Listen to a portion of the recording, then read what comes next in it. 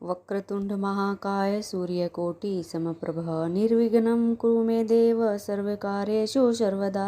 नमस्कार दोस्तों, आप सभी का एक बार फिर से स्वागत है हमारे चैनल शिव महिमा में।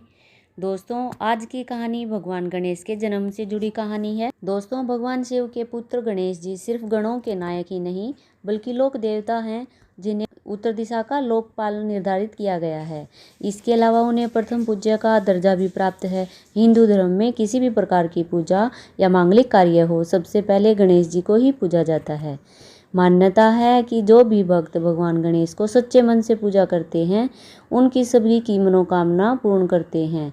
वह रिद्धि सिद्धि के दाता हैं और अपने भक्तों के दुख और बाधा को भी हर लेते हैं। आइए अब हम सुनते हैं गणेश जन्म कथा। दोस्तों, जैसा कि आप सबको पता है कि भाद्रपद की चतुर्थी को गणेश चतुर्थी मनाई जाती है।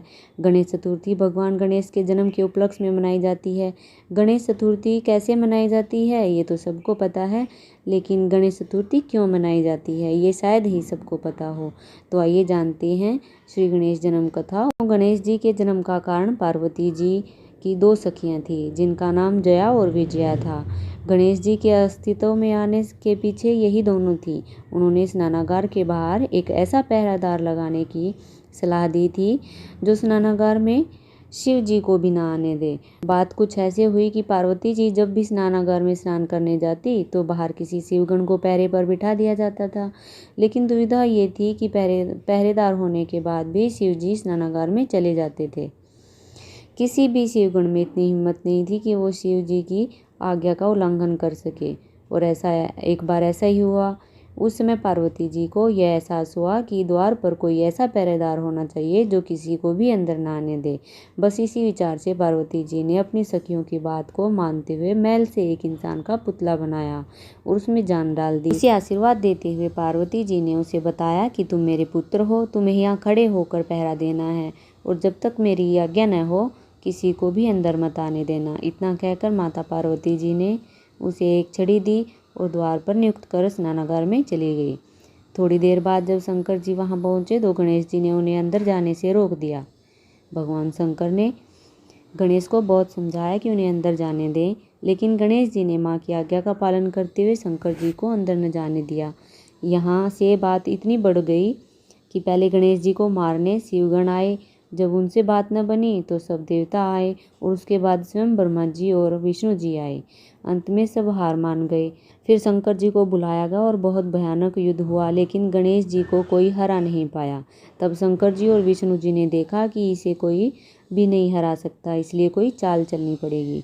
तब जब गणेश जी विष्णु जी के साथ लड़ाई में व्यस्त थे, तब शिव जी ने मौके का फायदा उठाकर गणेश जी का सिर धड़ से अलग कर दिया।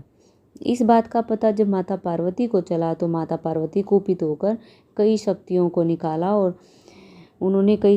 निकाला और सबको संसार खत्म करने का आदेश दे दिया। ऐसे में चारों ओर हाहाकार मच गया। किसी को कुछ समझ नहीं आ रहा था कि ये सब कैसे रोका जाए। सबने माँ को मनाने की कोशिश की, परंतु सब व्यर्थ था। अंत में नारद जी ने ये उपाय दिया कि माता उमा की स्तुति की जाए, जिससे उनका क्रोध शांत होगा और ये सब रुकेगा। सबने ऐसा ही किया और पार्वती जी इस बात पर माने कि उनके पुत्र को दोबारा जीवित किया जाएगा। शिव जी को जब जाकर सब देवताओं ने यह बात बताई तो उन्होंने कहा कि उत्तर दिशा में जाओ और वहाँ जो भी प्राणी मिले उसका सिर लाकर गणेश जी के धड़ से जोड़ दिया जाए। जब देवता उत्तर दिशा में गए तो उन्हें सबसे पहले एक दांत वाला हाथी मिला, तो शिव की आज्ञा अनुसार उसने एक दंत वाले हाथी के मस्तक को ले आए और उसे गणेश जी के धड़ से लगा दिया। गणेश जी के पुनर्जीवित होने के बाद भगवान शिव ने उन्हें आशीर्वाद दिया कि आज के बाद जब भी किसी प्रकार की पूजा की जाएगी तो किसी अन्य देवता से पहले तुम्हारी पूजा की जाएगी। तुम्हारा जन्म भाद्रपद की चतुर्थी को शुभ चंद्रोदय में हुआ है, इसलिए उस दिन तुम्हारा व्रत करना कल्याणकारी होगा। गणेश चतुर्थी का यह व्रत महिलाएं और पुरुष दोनों के लिए लाभकारी होगा। तुम्हारा व्रत रख के मनुष्य जिस जिस चीज़ की कामना करेगा उसे वह प्राप्त हो जाएगा। तो ये थी भगवान गणेश के जन्म की कहानी। पसंद आए तो शेयर एंड सब्सक्राइब करें।